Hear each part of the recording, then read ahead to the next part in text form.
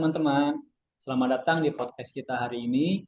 Jadi di episode kali ini kita bakal bahas tema yang cukup dalam, yaitu rela berkorban untuk bangsa dan negara.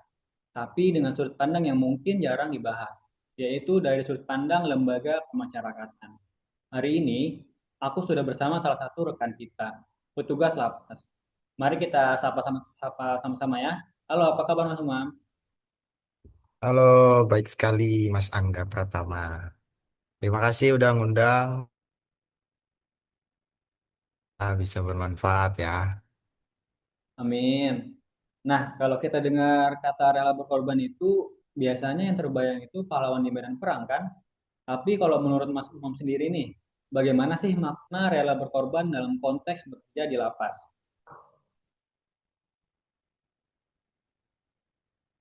Ya, benar banget. Tapi sebenarnya rela berkorban itu nggak selalu harus dalam bentuk besar seperti perang.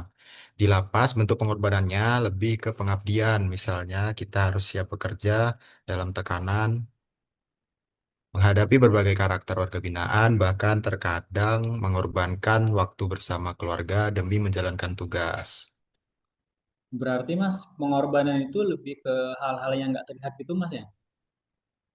Ya, betul. Banyak yang nggak kelihatan.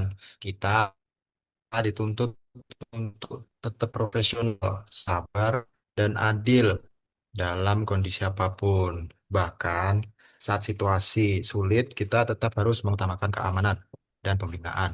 Itu semua bagian dari kontribusi kita untuk negara. Menarik sih. Jadi sebenarnya peran petugas lapas ini itu juga bagian dari menjaga stabilitas negara Mas ya? Ya, jelas dong. Lapas bukan sekedar tempat menjalani hukuman, tapi juga tempat pembinaan. Kalau kita berhasil membina warga binaan menjadi pribadi yang lebih baik, itu artinya kita ikut berkontribusi dalam menciptakan masyarakat yang lebih aman dan tertib. Berarti ada nilai pengorbanan juga di dalam proses membina itu. Ya, karena pembinaan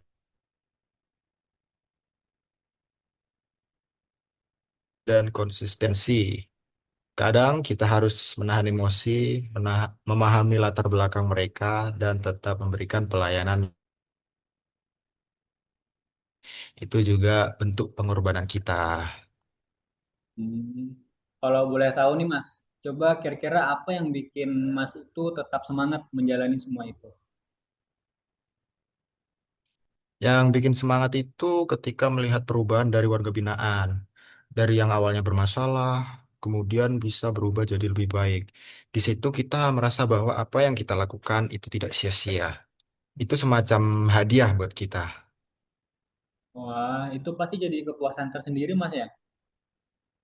Ya, betul banget. Karena pada akhirnya kita bekerja bukan hanya untuk diri sendiri, tapi juga untuk bangsa dan negara. Pertanyaan terakhir nih Mas, ada pesan nggak Ya, untuk teman-teman, khususnya yang juga sedang menjalani laskar CPNS? ya pesannya tanamkan niat pengabdian, jangan melihat tugas hanya sebagai pekerjaan, tapi sebagai bentuk kontribusi untuk negara. Rela berkorban itu bukan tentang kehilangan, tapi tentang memberi makna pada apa yang kita lakukan. Gitu. Oke, keren banget Mas. Terima kasih banyak Mas atas insight-nya hari ini ya.